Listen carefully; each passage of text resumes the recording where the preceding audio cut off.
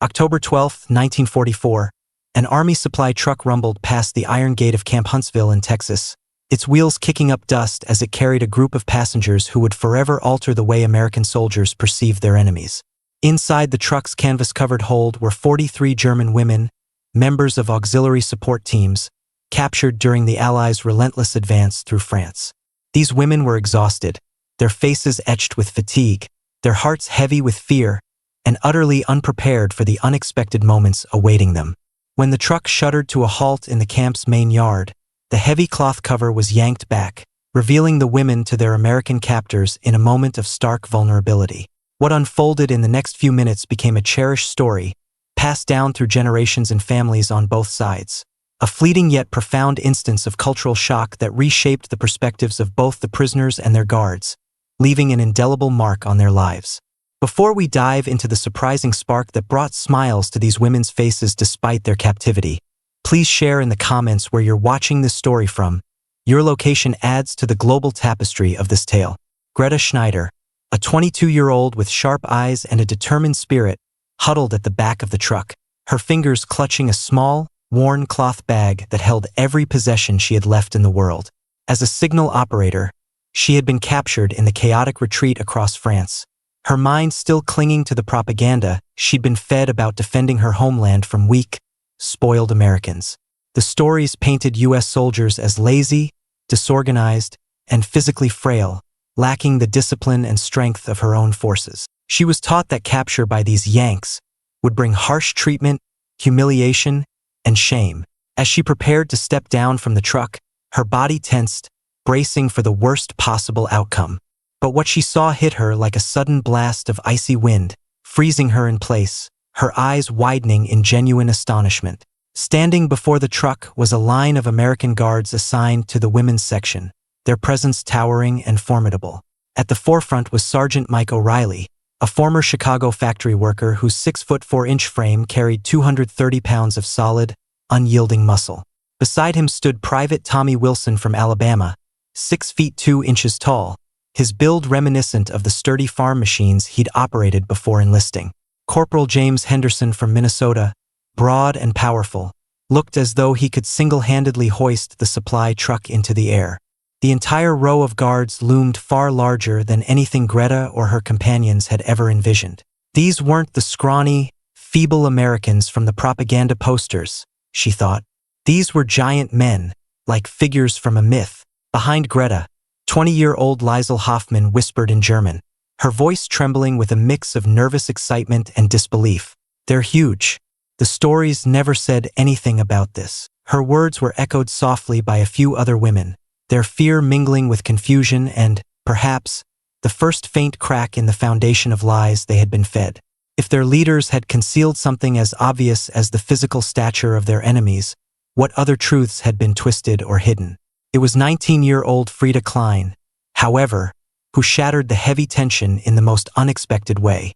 Speaking in a hushed German, her voice carrying a hint of mischief, she uttered words that transformed the grim atmosphere of what should have been a somber arrival. "I thought Americans were supposed to be weak and small," Frieda said, her gaze fixed on Sergeant O'Reilly's imposing figure. "That guy could probably use me as a toothpick." Though fear still lingered, a ripple of small, nervous laughs escaped from some of the women. The stark contrast between the tales they'd been told and the towering reality before them was too overwhelming to face without some attempt to lighten the mood. Those tentative chuckles marked their first quiet rebellion against the propaganda that had shaped their beliefs, a tiny fissure in the wall of falsehoods that had defined their understanding of the world. The dawn of October 13th ushered in the women's first full day of camp duties, offering them glimpses of the Americans who now held authority over their daily lives. Breakfast was served in the camp's dining hall, a long, utilitarian room filled with wooden chairs and tables that stirred memories of Greta's school days in Berlin. The meal itself delivered another jolt of surprise. Heaping plates of scrambled eggs, thick slices of bread, and fresh fruit awaited them, a feast that felt almost alien. For months, many of the women had survived on meager rations, so this abundance seemed almost wrong, like a trick or a mistake. As they ate in small, cautious groups, the guards patrolled the room, their boots echoing softly on the wooden floor. The women stole glances, quietly noting the sheer size of their captors. Frida, ever the bold spirit, took the lead as the group's unofficial commentator on this peculiarity. Perhaps her humor was a shield against the fear of their uncertain situation. Speaking rapidly in German, she offered a running commentary as various guards passed by their table. "That guy," she said, nodding subtly toward Corporal Henderson, "looks like he wrestles bears for fun." Pointing discreetly at Private Wilson, she added with a smirk, "I bet he eats a whole cow for breakfast." Despite the weight of their circumstances, her tablemates stifled giggles, their shoulders shaking with suppressed laughter. There was an odd comfort in her joking, a way of reclaiming normalcy by finding humor in the surreal reality of their captivity. Private Tommy Wilson, a 23-year-old farm boy from Alabama, noticed something strange during his morning rounds. The German prisoners kept casting glances at him and the other guards, then huddling together to whisper, their expressions not aligning with what he'd expected from captives. They didn't appear angry or defiant, as he'd been told to anticipate. Instead, they seemed almost amused, their eyes sparkling with something close to entertainment. Tommy, who had never left Alabama before the army drafted him, had no experience with foreign prisoners. His briefing had prepared him for hardened Nazi supporters, cold, calculating, and hostile. Yet these women would sneak a look, then turn away quickly, their bodies trembling as if holding back laughter. During a guard shift change, Tommy approached Sergeant O'Reilly, his brow furrowed with concern. "Sarge, something's off with the prisoners. They stare at us strangely and talk in groups. Are they planning trouble?" O'Reilly, a seasoned guard who had overseen German male prisoners for over a year, glanced briefly at the women's section. His expression shifted from concern to a flicker of amusement. "Wilson," he said, drawing out the words slowly, "I don't think they're planning an escape. I bet they're laughing at us." Tommy's confusion deepened. Laughing at us? Why would they do that? O'Reilly, with his keen understanding of human nature, recognized the genuine surprise in the women's reactions to the guards' physical presence. These German women had likely never seen Americans in person before. Whatever enemy propaganda they'd been fed had clearly failed to account for something as basic as size. He shared this insight with Tommy, who began to grasp the situation. "So they think we're huge," Tommy said, still wrapping his head around the idea. O'Reilly nodded with a grin. "Huge, yep." Tommy's emotions swirled, partly stung, partly flattered, and ultimately settling on a state of baffled curiosity. The pivotal shift came on October 15th during a noon work detail in the camp's laundry area, where the air was thick with the scent of soap and damp cloth. Greta, Liesel, and Frida were tasked with folding and stacking army uniforms alongside 6 other prisoners, their hands moving methodically under the watchful eyes of the guards. Sergeant O'Reilly stood by the door, his presence a quiet authority as he ensured the rules were followed. The women worked in near silence, but Frida's irrepressible chatter soon broke through. In German, she whispered to Greta about how the sergeant had to duck to enter the low doorway. "He must hit his head on everything," she said, painting a vivid mental picture of him navigating a typical German home with its low, slanted ceilings. The image was so absurdly vivid that it overwhelmed Greta, who let out an involuntary snort of laughter. The sound cut through the quiet, drawing O'Reilly's attention. The women froze, their eyes fixed on their neatly folded stacks, aware they had broken the unspoken rule of avoiding notice. For a tense moment, O'Reilly simply stared, his face unreadable. Then, to their utter shock, he strode directly toward their pile. The women braced for a reprimand, their hearts pounding. Instead, O'Reilly broke into a wide grin. "Look," he said in clear, simple English, "I can tell you're talking about me, German or not." The women exchanged nervous glances, caught between responding and staying silent. Frida, whose bold comment had sparked the moment, chose to own it. She had been studying English from a tattered phrasebook tucked among her belongings. Summoning her courage and piecing together her limited vocabulary, she looked up at the towering sergeant and said in halting, heavily accented English, "You very tall. We surprise." The raw honesty of her words, delivered with such earnest effort, drew a genuine, warm laugh from O'Reilly, a sound that resonated in the cramped laundry room. It was the first time any of the women had heard an American guard laugh, and it carried a deeply human warmth that transcended their roles as captor and captive. O'Reilly bent slightly to meet their eye level, his voice slow and deliberate to aid their understanding. "Back home in Chicago," he said, "this is normal size. Lots of guys are tall." He gestured broadly to indicate height, then added with a grin, "Did your stories say Americans were short?" Greta, whose English was stronger than Frida's, nodded hesitantly. "Yes," she admitted, her voice soft but clear. "Stories say Americans weak, small, no strength." The words were difficult to say, but her meaning shone through. O'Reilly's grin softened into a thoughtful expression. He recognized the enormity of the deception these women had lived under. "Well," he said gently, "those stories lied to both sides." The simple statement hung in the air, a quiet acknowledgement that both Americans and Germans had been fed false narratives about each other. A small nod passed between them, a shared understanding that they were all just people, manipulated by larger forces beyond their control. On November 23, 1944, an event began to dismantle the invisible walls separating prisoners from guards. Thanksgiving, a uniquely American holiday unfamiliar to the German women. The camp had planned a grand feast for all staff, and after heated discussion among the officers, the decision was made to include the German prisoners. Captain Elizabeth Warren, a stern yet fair leader, stood before the women and explained the concept of Thanksgiving through a translator, describing it as a day when Americans express gratitude for their abundance and blessings. The women nodded politely, expecting something modest, but nothing could have prepared them for the lavish spread that greeted them at noon. Tables groaned under the weight of roasted turkey, creamy mashed potatoes drenched in rich gravy, tart cranberry sauce, crisp green beans, warm rolls slathered with butter, and sweet, golden squash. A feast more abundant than most of the women had seen in years of wartime scarcity. Liesl stared at her overflowing plate, her eyes wide with disbelief. "This for prisoners?" she whispered in German to Greta, her voice tinged with incredulity. "What must their soldiers eat?" The stark contrast between the propaganda tales of frail, underfed Americans and this extravagant display of plenty left them reeling. Other women around the table mirrored her astonishment, their faces a mix of wonder and unease. Some ate slowly, savoring each bite as if afraid the food might vanish or be revealed as a cruel illusion. Frida, ever grounded, dug in with enthusiasm, her practical nature overriding her shock. "If this is what prisoners get," she said to her tablemates with a wry grin, "maybe we're on the wrong side after all." Her words drew cautious smiles, a flicker of levity in their surreal reality. After the meal, the guards permitted a brief period of recreation in the camp's yard, a rare moment of freedom under the open Texas sky. Private Wilson, always thoughtful, brought a football, assuming the guards might toss it around during their break. Instead, he found himself showing it to the curious German women, who were stretching their legs after the heavy meal.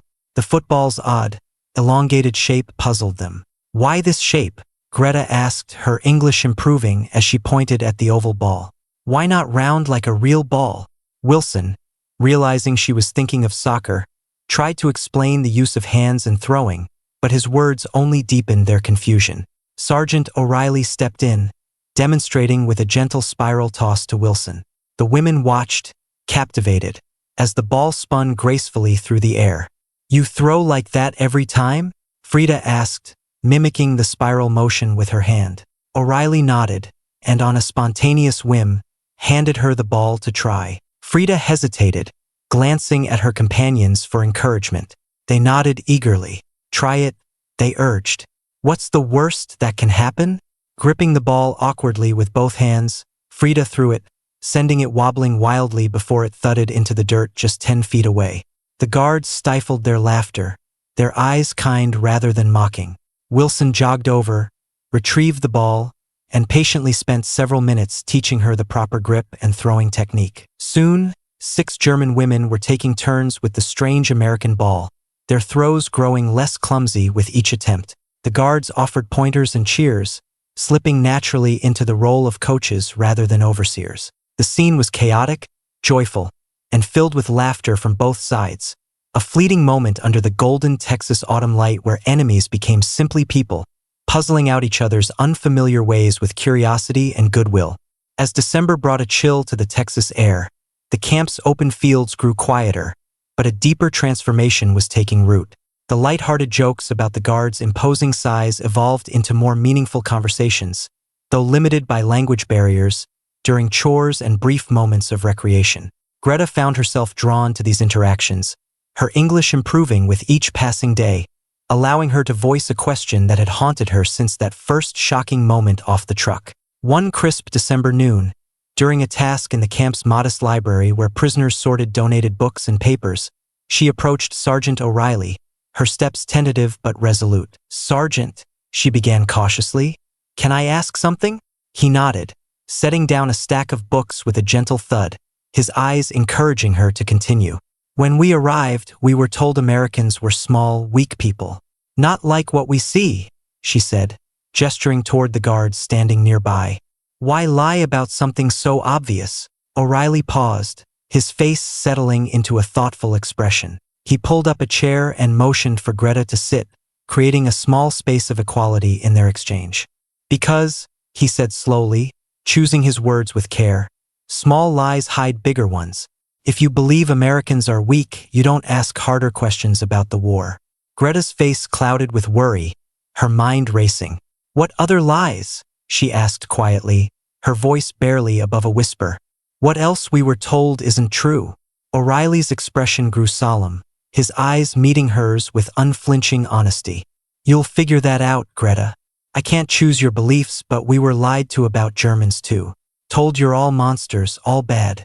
He held her gaze. "You're not monsters. You're just people, young, caught in a bigger mess than you understand." The words struck like a hammer, resonating deeply. Both sides had been deceived, ordinary people manipulated by forces far larger than themselves. The realization turned Greta's worldview upside down, planting seeds of doubt that would grow in the days to come. That night, in the dim light of their sleeping quarters, Greta gathered a small group of women, their faces illuminated by a single flickering bulb. Speaking in soft German, she shared O'Reilly's words, her voice steady but heavy with the weight of their meaning. The conversation stretched into the early hours, a quiet rebellion against the silence of their shock. Liesel, her voice trembling, voiced a fear that gnawed at them all. If the story of weak Americans was a lie, what else about the war? Its purpose, its justifications, was false? Frida, typically the group's source of humor, grew uncharacteristically serious. She reflected on the Thanksgiving feast, admitting that the abundance provided to prisoners surpassed what German soldiers received in the war's final months. "What does that say about the stories of weak Americans and our own country?" she asked, her words hanging in the air. The women's minds grappled with the painful duality of hurt and liberation. Each kind gesture from the guards, each generous meal, each unexpected moment of humanity chipped away at the foundations of their old beliefs. Anna Vogel, who rarely spoke, offered the final, piercing insight. "The worst lie," she said softly, her voice cutting through the darkness, "is that we were taught to never question, that kept the truth hidden from us." The women sat in the shadowed quiet, each wrestling with the unease of realizing their entire worldview had been built on a fragile web of deception. On January 9, 1945, a devastating blow shattered the German women's remaining illusions about their homeland. American troops advancing through Europe uncovered the horrors of the Nazi death camps, meticulously documented by the army. Camp Huntsville received film strips and photographs as part of a prisoner re-education program, a stark confrontation with the truth. Captain Warren, a woman of compassion tempered by duty, took on the responsibility of leading the screening. These women were not the fanatical SS officers or battle-hardened soldiers. They were support workers, seemingly oblivious to the Reich's darkest atrocities. Warren chose to present the truth with care but without sugarcoating, ensuring guards were present for support. The women marched into the meeting hall, their faces puzzled by the sudden, unscheduled gathering. A projector stood ready, its lens glinting in the dim light. Warren, her expression grave, addressed them briefly. "What you're about to see," she said through a translator, "is what American troops found in Germany and Poland. These are the actions of the Reich." The lights dimmed, and the film began to roll. The hall filled with sharp gasps as images of Auschwitz and Bergen-Belsen flickered across the screen. Emaciated survivors, their eyes hollow with suffering, and mass graves stacked with the dead. The machinery of death unfolded in stark, undeniable clarity. The women froze, their faces contorted in horror, unable to process the scale of the evil before them. Slowly, the monstrous reality sank in, far beyond anything they could have imagined. Greta felt a wave of nausea, her stomach churning. She had known of the Reich's harsh camps for enemies, but this systematic extermination was a nightmare beyond comprehension. Liesl wept openly, her hands pressed to her mouth to stifle screams. Frida sat motionless, tears streaming silently down her cheeks. When the film ended, the room remained still, the silence heavy with grief. The lights came up, revealing a scene of devastation. Some women sobbed, others sat in stunned silence, their faces pale, while a few looked physically ill, clutching their stomachs. Warren began to speak but stopped herself, sensing the weight of the moment. "Let it sink in," she said softly, her voice barely audible. Sergeant O'Reilly approached Greta, who stared blankly ahead, her face drained of color. He knelt beside her chair, his voice gentle. "Greta," he said. No response. He tried again. "This isn't your fault. You didn't know." Finally, she turned to him, her eyes brimming with pain. "It hurts so much," she whispered in halting English. "How did we not see? How could our country do this to us, blind us?" No words could ease her anguish. "Sometimes," O'Reilly said carefully, his voice steady but kind, "evil hides in duty." That night, the sleeping quarters echoed with soft cries and hushed conversations. The women clung to each other, grappling with the unbearable truth that everything they had served was tied to unimaginable horror.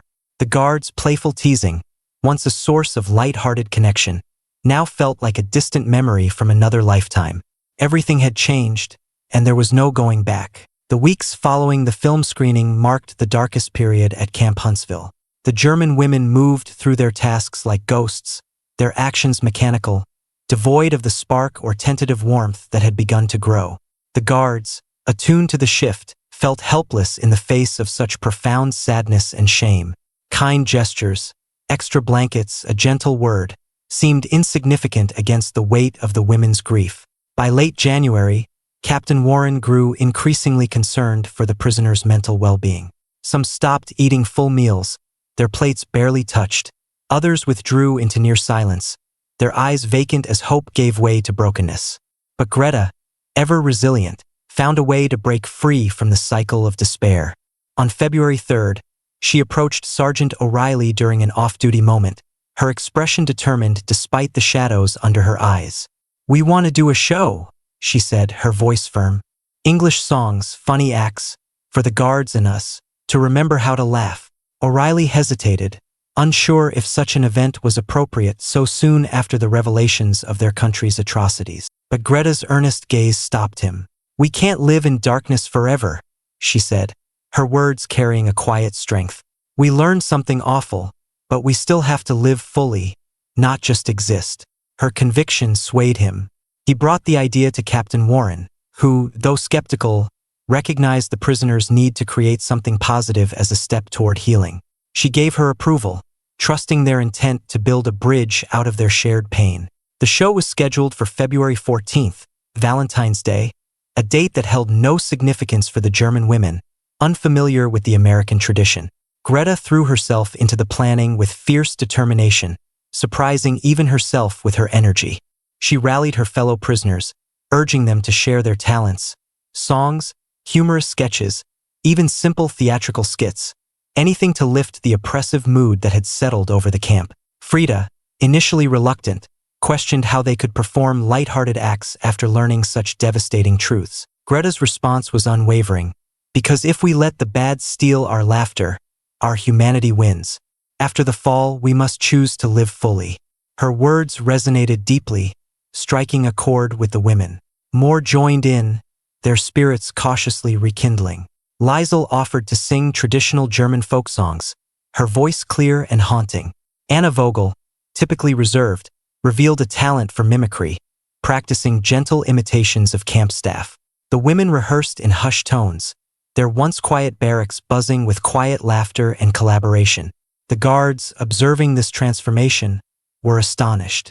Wilson confided to O'Reilly, It's like flowers blooming after a frozen winter. The German women were choosing to reclaim their resilience, and in doing so, they were teaching the American Guards a profound lesson about the human spirit's capacity to heal from even the deepest wounds. The February 14th show surpassed all expectations, filling the meeting hall with a vibrant energy that seemed to push back the shadows. Guards, camp staff, and all 43 German prisoners packed the room, their anticipation palpable. Greta took the stage, her English now fluid and confident, serving as the MC with a poise that belied her circumstances. Liesel's renditions of old German tunes, filled with nostalgia and longing, moved the guards despite the language barrier, their melodies weaving a thread of shared humanity. Frida performed a comedic sketch reenacting their first encounter with the American football, her exaggerated gestures and witty delivery sparking laughter from both prisoners and guards. Anna's kind-hearted mimicry of camp staff, done with warmth rather than malice, brought the house down, the room erupting in joyous roars. For 2 hours, the weight of their shared burdens lifted, and a communal space emerged where differences seemed to dissolve. The walls between guards and prisoners grew thinner, replaced by a tentative sense of connection. Some guards remained uneasy, their instincts as captors clashing with the growing camaraderie. But for others, like Wilson, the bonds grew stronger. He and Frida began having long conversations, discovering they shared similar childhoods on rural farms, despite being labeled enemies. She taught him German phrases, her laughter bright as she corrected his pronunciation. He shared American slang, delighting in her attempts to mimic his southern drawl. Their bond grew from mutual respect, a quiet testament to their shared humanity. Sergeant O'Reilly and Greta formed a unique mentor-student relationship, their discussions during chores ranging from American concepts of freedom and democracy to the cultural heritage of pre-Nazi Germany, helping her understand the tragic fall of her once proud nation. These conversations felt egalitarian, not like those between guard and prisoner. O'Reilly's respectful approach ignited a spark in Greta's mind, showing her a path rooted in honor and understanding rather than punishment or control. By March, some of the German women began speaking openly to camp leadership, their courage bolstered by their evolving perspectives. Greta was the first to address Captain Warren in a public meeting, her voice steady despite the gravity of her words. "I have no family left in Germany," she said, her English clear and deliberate. "The country I knew is gone. Here I learned what freedom and honor truly mean, more than I ever had before." Warren listened intently, her face reflecting the complexity of the situation. Enemy prisoners could not simply stay or be freed. The legal and political ramifications were a tangled mess with no clear solution. Greta's words rippled through the camp, sparking heated debate. Some guards championed her, arguing that she and others had demonstrated genuine change and deserved a chance at a new life. Others, particularly those who had lost loved ones in the war, felt it was unjust for former enemies to remain on American soil, their pain still raw. The story of Huntsville's women caught the attention of local newspapers, igniting a broader conversation about forgiveness, redemption, and the possibility of healing old wounds. The United Service Organizations, USO, known for supporting troops, recognized the authenticity of the women's transformation, amplifying their story as a symbol of hope. On May 8, 1945, Victory in Europe Day swept through Huntsville with a mix of jubilation and somber reflection. Across America, streets filled with cheers, but for the German prisoners, the news meant facing the reality of repatriation. Orders arrived to return most of them to Germany within weeks, to cities reduced to rubble or displaced persons camps, fragments of a life they could scarcely recognize. At a full camp meeting on May 15th, Captain Warren addressed the 43 women in the meeting hall, 3 months after their transformative talent show. The air was thick with dread, the weight of their uncertain futures pressing down. Warren outlined the plan. By the end of the month, they would be transported to Houston's docks, then shipped to Europe on army vessels to be sorted and sent to their hometowns. Her voice softened as she added, "You've shown great growth and honor here." Some women wept quietly, their shoulders shaking. Greta stood, her voice cutting through the tension with clear, confident English. "No translator needed, Captain. Can we ask to stay?" The question hung like a fragile thread, heavy with hope and fear. Warren's face tightened, reflecting the strain of a situation with no easy answers. Higher authorities would need to review such requests carefully, and no promises could be made. Most women began preparing for the return, their movements heavy with resignation. Liesl stared at the floor, her once playful spark extinguished. The guards, too, were unsettled, some visibly grieved at the thought of sending these women to a shattered country with no family or clear path forward. Wilson stood with a clenched jaw, his frustration at his powerlessness evident in his tense posture. That evening, the women gathered in small clusters in their barracks, discussing their limited options under the dim glow of lanterns. Most resolved to face Germany's ruins with courage, steeling themselves for the challenges ahead. But 9 women, led by Greta, made a bold decision to formally request asylum in the United States, driven by the absence of a home to return to and a newfound belief in the values of freedom they had witnessed. The odds were daunting, the legal path uncertain, but they felt compelled to try. O'Reilly stayed up late into the night, drafting a formal letter with carefully chosen legal language to support their plea. The following weeks were fraught with tension, as the broader repatriation process moved forward with no immediate resolution for the 9. Guards, now more like friends, exchanged small tokens and promises to stay in touch. Wilson handed Frida a slip of paper with his Alabama address, his voice thick with emotion. "If you're ever there," he said, "your family." They embraced, tears flowing freely, unconcerned with breaking protocol in that moment of raw connection. On June 20th, 1945, the day of departure arrived, heavy with bittersweet emotion. 34 women boarded trucks bound for Houston's docks, their faces set with determination but tinged with sorrow. They carried handwritten notes of praise from Captain Warren and personal messages from their guard friends, small mementos of their time in Huntsville. These women returned to Germany as bearers of a new truth, transformed from enemies into human beings who demonstrated that change was possible even in the darkest of times. The 9 who remained watched their companions depart, their hearts torn between relief and the ache of separation, feeling adrift once more. 3 days later, a telegraph brought life-altering news. The 9 had been granted temporary asylum in the United States, with a pathway to full citizenship. The camp erupted in cheers, a mix of joy for those staying and sorrow for those who had left. Greta stood in the now quiet barracks, her heart half empty without her departed friends. O'Reilly found her there, his own face streaked with tears, glad for her new beginning but grieving for those who had gone. The 9 women dispersed across the United States, planting roots in a land that had shown them kindness and possibility.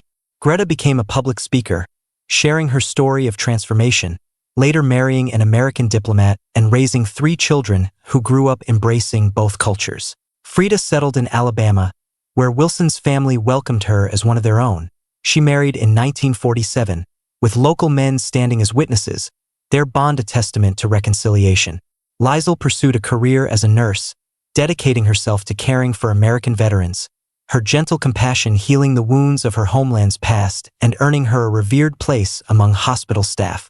The other women carved out their own paths, contributing to their adopted country, while carrying the lessons of Huntsville in their hearts, never forgetting the pivotal moments that reshaped their lives. In October 1970, Greta, now in her late 40s and carrying the wisdom of her journey, organized a reunion at the former Camp Huntsville site, a place now softened by time but rich with memories. 31 of the original 43 women returned, some from Germany, others from across the United States, their faces lined with age but alight with the joy of reconnection. Sergeant O'Reilly, his hair now gray, attended with his wife, their presence a quiet anchor for the group. Captain Warren, long retired from the Army, joined them, marveling at the enduring bond she had witnessed take shape years before. Wilson and Frida arrived with their 4 children, a living testament to the family that could grow from what was once enmity. They gathered in the old meeting hall, now a community space for the town, where they swapped stories, shed tears, and shared laughter that echoed like it had decades earlier. "Yes," Frida quipped, her playful spirit undimmed after 25 years. "O'Reilly's tall war story still feels like it was yesterday." That reunion was a powerful reminder that wars may divide people, creating chasms of hatred and misunderstanding, but the bonds forged through compassion and shared humanity are the true victories. The triumph of 1945 was not just the end of a conflict but the choice of ordinary people to embrace understanding over hatred, healing over vengeance, and laughter over despair. The story of Huntsville's German women stands as a timeless testament that kindness, humor, and connection can bridge even the widest gaps, offering hope and redemption in the darkest of times.